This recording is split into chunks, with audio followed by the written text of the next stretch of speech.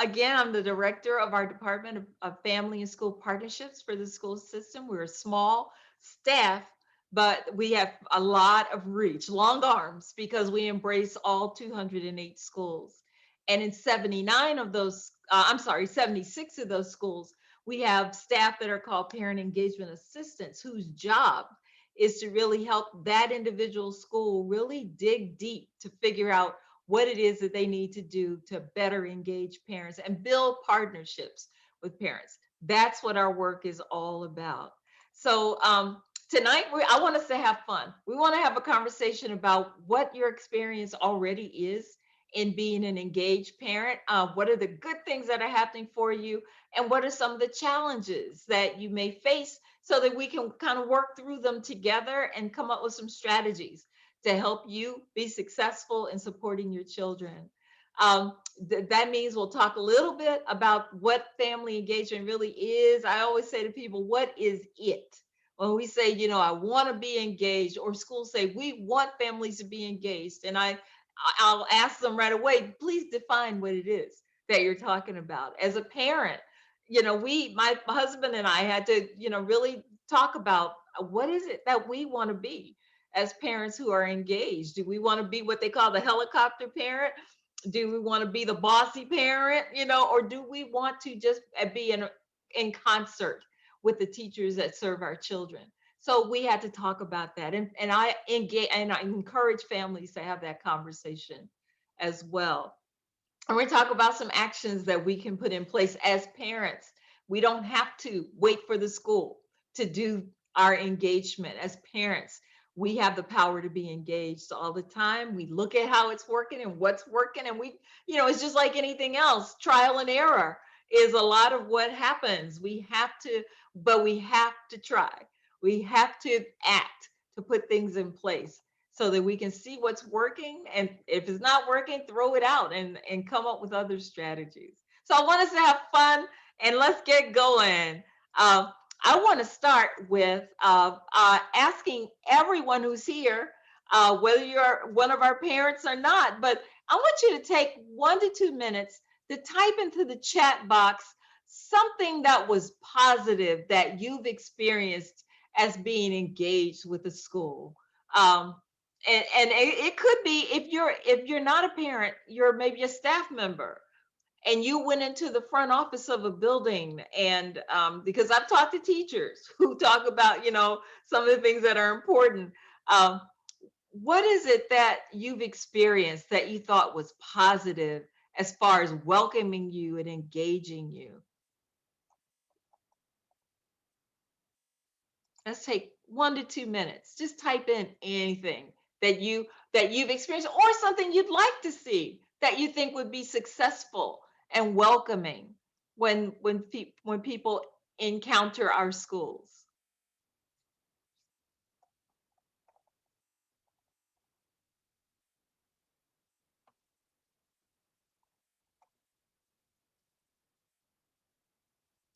Wow, thank you, Kathy. Yes, staff who show interest in your children and what they're interested in, and not just academics. That's about getting to know the children that we serve. Oh, staff who smile. Yes, isn't that something? The smile speaks so much more than any words that a person can say. Absolutely. Those nonverbals, the smiling, the listening, the looking at people. You walk into a front office and nobody looks up at you. They're looking down. And please don't be eating. We've seen that too, people eating. um, you know, uh, but just welcome parents. That is the best thing that we could do. A good morning, just good afternoon, greeting you. Oh, thank you, Beth. Yeah, someone greeting you by name. Hello, Dr. JT. You know, because that's about getting to know the people you serve, getting to know the people with whom you are in community. And so we want to see those kind of things happening. And I always encourage parents and family members to, make note of that. Because sometimes there will be people that say, we just don't have any kind of engagement. But if we're being greeted, if we're being treated with respect, That is a level of engagement that's very important. So, on the same token, let's take a second to talk about challenges. Can you describe in the chat box uh, the greatest challenge that you face when you want to be engaged? Um, what is it that happened that may undermine you from reaching your goal of engaging with the school? Um, Please take about a minute or two. Type in anything that you can see, that you've seen, or that you imagine that would turn people away.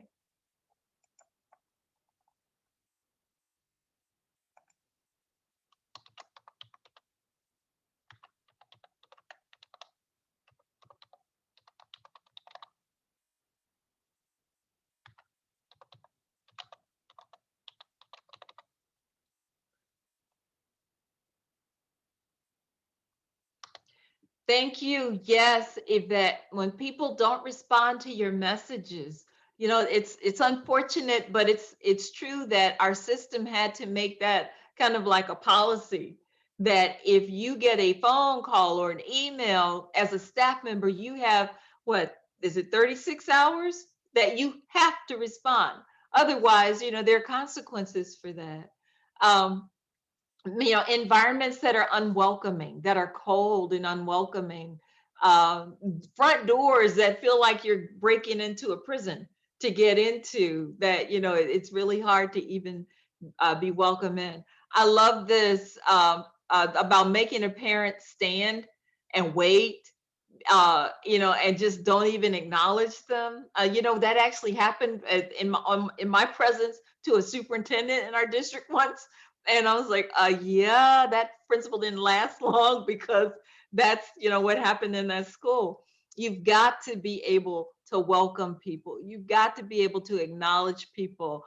Um, I love that piece about just because they're not ready to open the doors at the scheduled time doesn't mean you make people stand outside and wait. I know I've had events where I would go out myself and greet parents because of that. Maybe the building wasn't ready to open, but you don't. It's almost like you're punishing people. Um, and thank you, Kathy, for that comment that, yeah, when we feel that someone sees us as, oh, they're just another parent, um, and they don't see you as an individual and who have concerns. It's like, just another parent. You don't even have to pay attention to her. She'll go away. Um, that is a challenge that if we have people with those kinds of attitudes, that are the people who are on the front line in our schools, or even people who are in the classroom and you reach out to and you don't get a response. That's a challenge that we have to figure out how to overcome. And I love this nonverbal expressions that are not welcoming. Yes. And that's back to not looking at people when they come in, ignoring them. How many of you have gone into a school and an office and you stood there for like almost 10 minutes waiting for somebody to just acknowledge you? Those are things that are challenges, and it sends a message to the person who's receiving that message that I'm not important, that you really don't want to see me, that you wish I would go away. Those are the things that are challenges to getting to what it is we want. And when we say we want families to be engaged, we have to make sure that we're not creating barriers for them. So what I always like to do is ask people to define, so what is it? When we say we want to have a good partnership, we want to be engaged, we want to have strong homeschool partnerships, what is that to us? Is it the things that we talked about already that we feel are successes? And is the opposite of this, the things that are the challenges? And that's really, what the definitions that say from all the research, they talk about the things that we want to see and the things we have to recognize. So Karen Mapp is one of my gurus who talks about, family and community engagement is just all the different ways that adult caretakers want to be engaged in supporting their children. That's what it is what parents want to do and what we make them feel invited to do as a school. So we have to, part of my job is working with schools to get them to understand that, it doesn't have to be biological mommy and daddy. It could be grandma, it could be aunt, uncle, siblings, whoever is that main adult caretaker for any child is who we want to engage. And we want to engage them all in as many ways as we can, because maybe mommy and daddy are working, 2 and 3 jobs to just keep the family going. So grandma has to come to something or grandma has to step in. We don't want to make grandma feel that she's not welcome. So, families and schools have to work together to make sure that we're on the same page and understanding. And so what that means, and I say to schools all the time, is you have to ask a question. If you, mommy and daddy can't be there, is there someone else that we can engage as well? Because we want to make sure that your child is supported. And that is true engagement. That's looking beyond the traditional view of, who are the adults who are in charge of that child, but actually building the community around the child. And it's about a process, which means it's not just about having those events like the one I love to make fun of is muffins for mom. Like, I need another muffin, right? Donuts for dad. Yeah, no, it's not about events. It's about the process of, again, building those relationships. And so Dr. Comer talked about that, for us, that we just need to make sure that we put in place structure and process. And it is somebody's responsibility to make sure that we're engaging families effectively, and doing work around engagement. So I'm engaged as a parent because my children are attending the schools and they come to school on time. They come to school ready to learn. They come to school with the skills and the tools that they need for learning and the affect that they need for learning. That's a level of parent engagement. You might not see me because of the way I have to work. I may not be able to get to events, but the process of engagement is about reaching out to me. It's about using SchoolMax effectively. It's about, Class Dojo and all of those other tools that we have at our disposal as school system to make sure that we are working to engage and communicate with parents effectively. So our definition for our school system, we at Beth, Dr. JJ helped us with this. Uh, we created a definition for our school system to get everybody to understand that it's a shared responsibility. The school system has a responsibility, but parents have responsibility too, to make sure that we work together. We intentionally figure out how to best collaborate in the best interest of our children. And so we've done a lot of work as a system, around that. And you can get all of that in the rest of my PowerPoint. It's built into, our, I think we call it coherence framework. It's built into research that we've learned about. All the benefits for students, all of that has been talked about for over 60 years now, that students perform better in school, that when their parents and families are engaged and teachers work to engage them, they get higher grades, higher test scores, they have better behavior. We know that students benefit from having families engaged, but did you know that parents benefit too? As parents, we benefit when we're engaged because we gain more confidence in the people who are what we call in loco parentes during the day, the people that I send my children to for 6.5 hours every day. I have more confidence in them because I am building a relationship and I know more about how to work with them. That's one of the benefits for me as a parent, and of course higher student achievement. And that's a benefit for teachers as well. Again, a lot of research has gone into actually when I was doing my dissertation, and I think Dr. Jate, the same thing, what we learned was that the one subject that studied more than anything else in education is how to build good relationships with families. Because school systems don't exist without parents who are willing to entrust their children to the educators there. So when teachers, we talk to them in schools, schools need to understand that, we need families engaged so that it helps again with higher student achievement, but also for being a community, having support from families. Schools have learned that if they need something done, even if it's political, activate their parent community, build relationships with their parents, let their parents be the ones who go down to Annapolis or who go to the county executive to say what our school needs in this community. So lots of research around that. And then, of course, we're in partnership with West Ed, and they've done this study. And I'm just going to leave this slide up and ask our parent if our parent has a thought about this. Um, look at this. Our children only spend what, 6.5 hours a day, 180 days of the year at school. And that means all the rest of that time they're with us as parents. So 55% of their time while they're awake is away from school. 33% of their time they're asleep. Only 12% of a child's time is spent at school. So as parents, we have to understand what our responsibility is and how we need to be engaged. So did we lose our parent? I'm sorry. I'm No, I looking. think No, she's on. Oh, good, both good, of them are good. still here. Yep. Hi. So I just wanted to pause. I don't like to do all the talking. I just wanted to hear from our parents.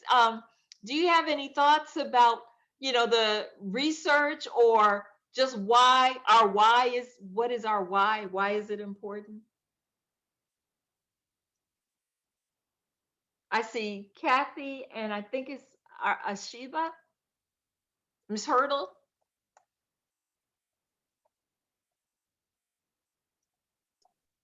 And if And there's folks, feel free to unmute yourself as well. We're such a small group tonight.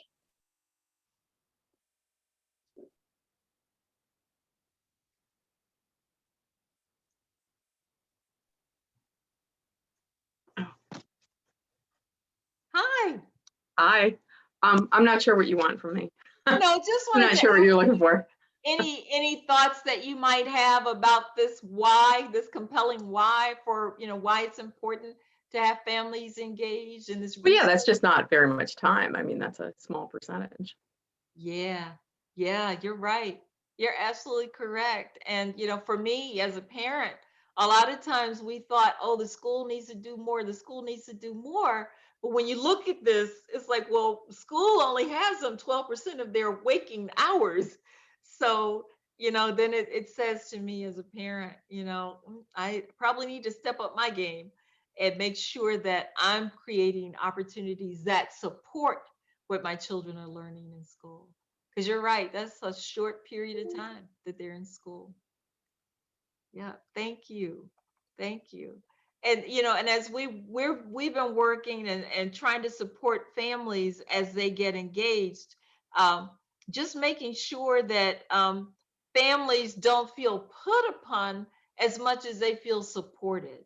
So one of the things that is one of the biggest successes that I feel that I experienced as a parent is working with schools to really understand what their vision is for our engagement as parents. So, talking about the goals that the school system has that translate down to the school level, and what is it that, the school system is saying to educators, is there, and they're just two big goals: increase family engagement. That means reach out as much as you can in as many different ways as you can to make sure that we're reaching every family and building their interest in wanting to support their children.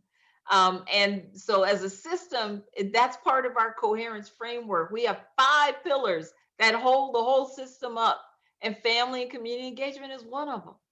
And so we want to make sure, always that we listen to families, that we engage families, that we hear from families, so that the school system can improve what it's doing. And understanding that, we get the best results when we take the time to listen to and support families being engaged rather than, standing back and just throwing missives and throwing directions out. uh, but listen to families. One of the things that that I've been impressed with Dr. Golson is about the teletown halls, listening to families, engaging them in opportunities to ask questions, and actually challenge, some of the decisions that are being made. But what are we doing as parents? What do you all think that we do that contributes to building those partnerships that we want? Anyone? Any thoughts?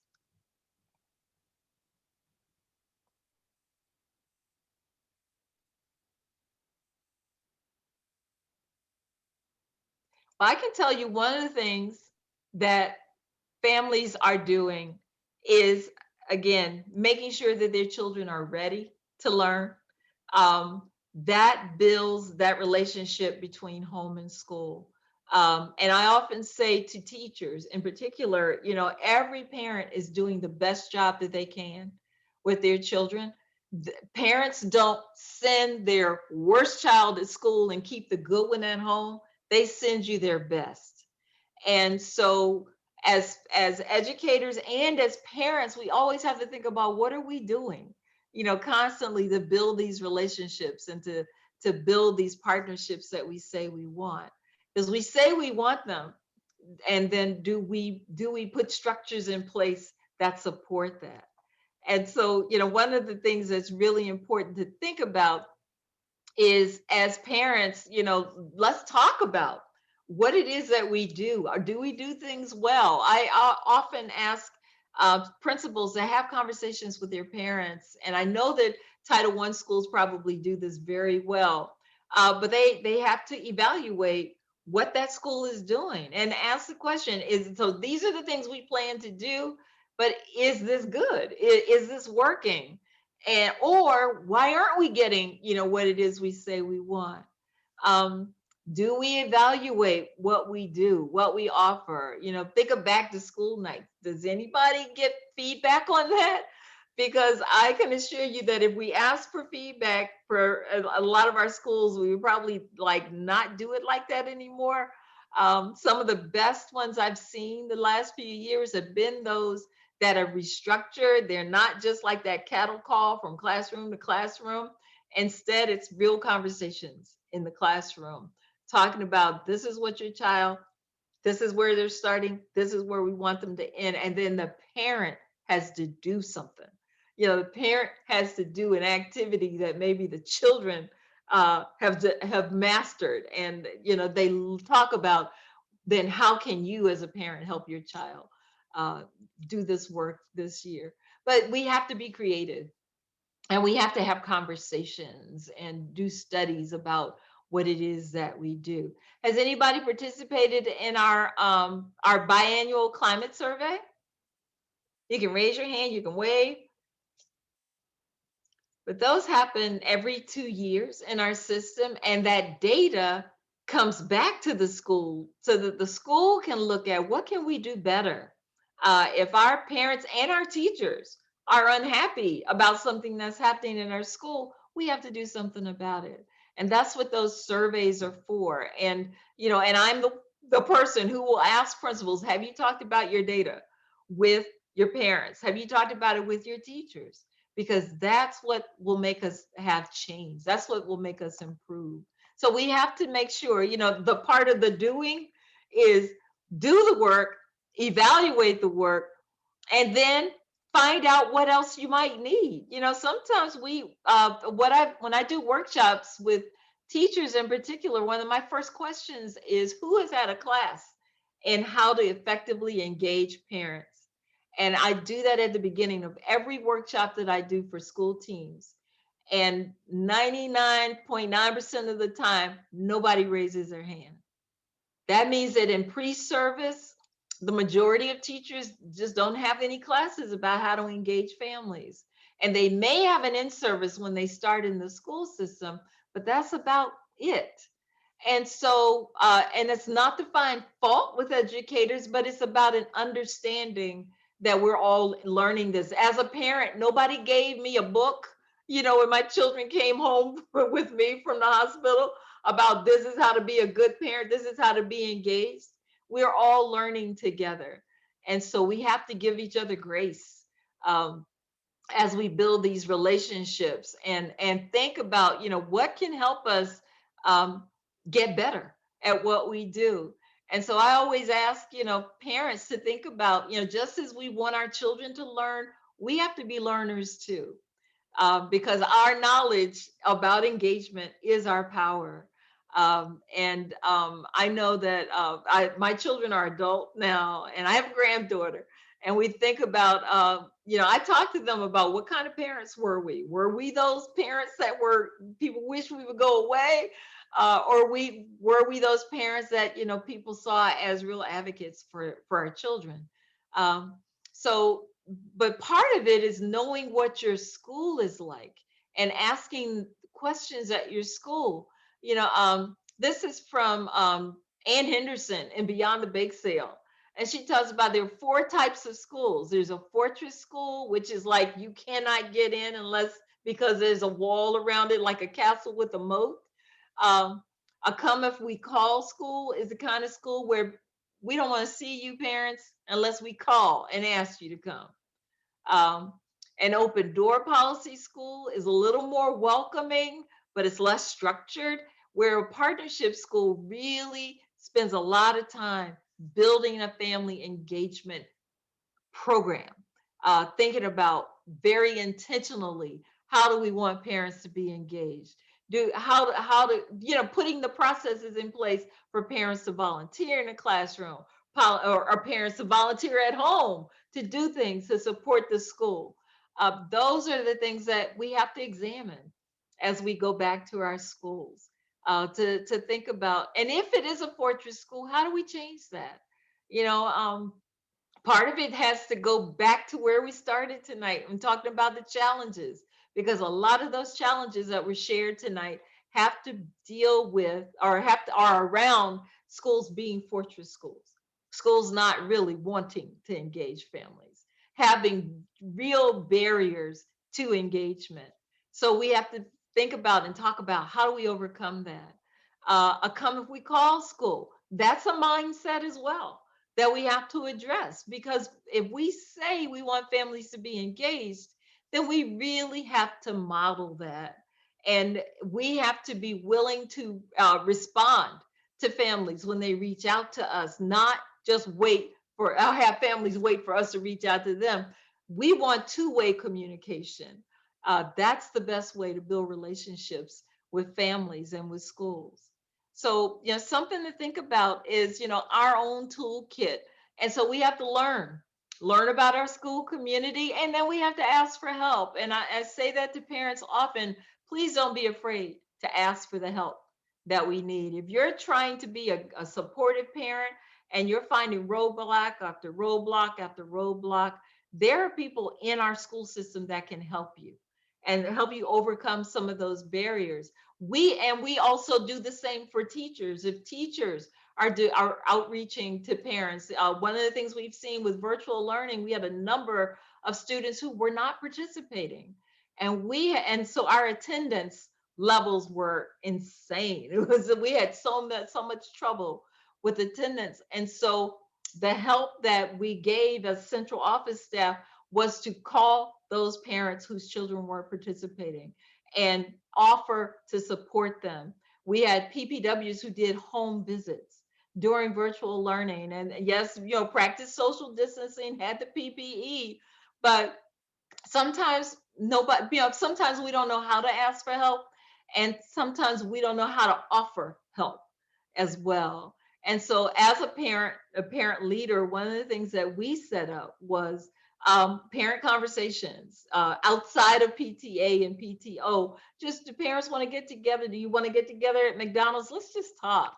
Second grade parents, let's just get together and talk about the life of raising a second grade child. If you have a second grader, you know what I mean, or a 13-year-old. When children get to certain ages, it's good for us as parents to have other colleagues that we can reach out to and talk with. Because, sometimes I think I was in one of those development workshops and a parent said, "Oh, your child acts like that too." Because as a parent, you think sometimes it is just your child, but you get together with other parents and have conversations like, okay, so it's not just my child that's clingy, or not just my child that, what is it, at kindergarten, they tattle, yeah, they all kind of tattle, but it's a developmental issue. They're exerting their power, and they're checking to see if they're doing the right thing. So they tell on somebody else because he colored his bunny blue. You said coloring brown, and I colored my brown, so I'm right, right? That's a kindergarten brain. That's how they don't have the words yet to say, to verbalize, am I doing this right? Instead, they tell on somebody that they think isn't doing it right.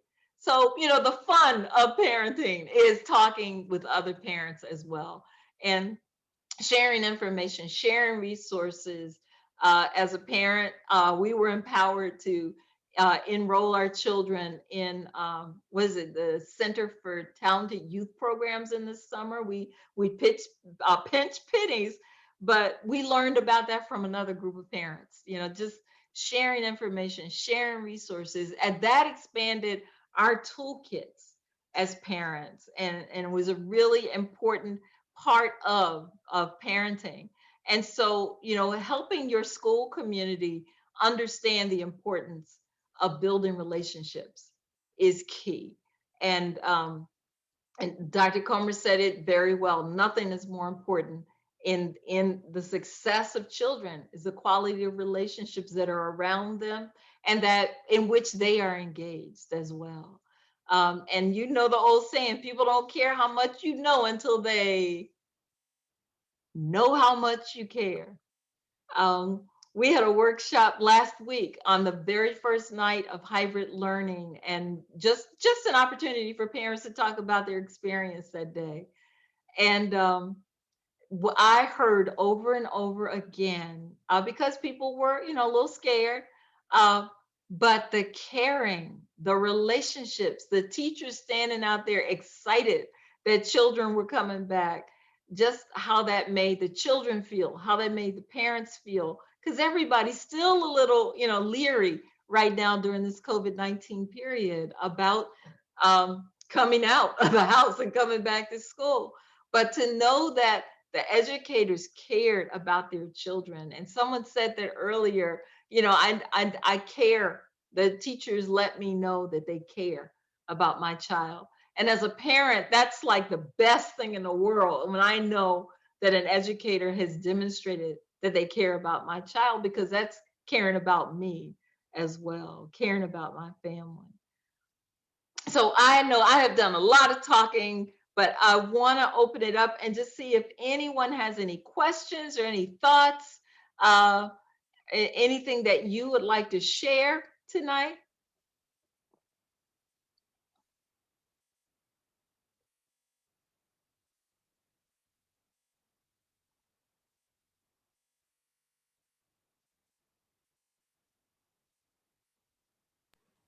And just say, Dr. Jackson, your comments definitely resonate as critically important for us to be mindful about.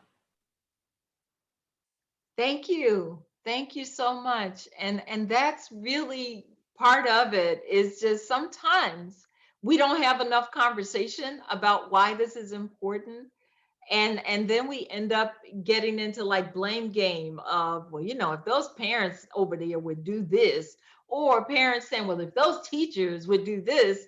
And so we polarize ourselves rather than looking at ways that we can come together, because it takes all of us working together to really get to the goal that we want. And I often ask teachers and I ask parents, this is like, rate your community. What is the quality of the relationships that are established in your community? We know that 10, of course, is always considered perfect, and we all know that there's nobody that's perfect, but we definitely don't want to see anybody all the way down to 0. But what that means though is that we do need to have conversations about, you know, what are we doing to improve the quality of relationships that we have between home and school? How do parents and family view our school? How does the school view the community that it serves? Um, and those are conversations that help us really grow and grow together. Because I have been in communities in our county where they're very toxic. The relationships just are almost non-existent, or they're negative relationships. And we want to make sure that we're working all the time to building the most positive environments, because our children feel it. Our children see it. Even if we don't talk about the negativity in front of our children, they feel it, they see it. I can remember when my children were in school, and there was some storming, I call it storming, going on. And my children would come to me and say things like, well, such and such doesn't like such and such. I'm like, whoa, where are you getting this from? They were paying attention. They observed behaviors. They observed things. And I often laugh about that with teachers. You know, if the principal comes over the intercom and you're in front of your class and they interrupt your class and you roll your eyes and suck your teeth, what did you just tell your class about the principal? You know, the principal just irked you. You just said that to your class non-verbally, you know. But children see that. They pay much more attention to what they see us do than anything that they hear us say. And so I say that to parents. That's why it's important to, if I have a challenge with my child's teacher or my child's principal, I do the adult thing. I make an appointment and talk to them. I don't talk to my child about it. You know, I talk to the people that I need to work with. And if I run into obstacles in talking to the teacher or talking to the principal, then I know how to navigate the system. Maybe I need to go ahead to the instructional director, and hopefully not to the CEO. You know, hopefully the concerns could be addressed before it gets to that level. But as a parent, I have that right, you know, and so it's important for parents to understand their power, whether it's, you know, to build those relationships, but also to advocate in ways in case things aren't progressing in the way that they should. Um, so I want to thank you all. We're all in this together.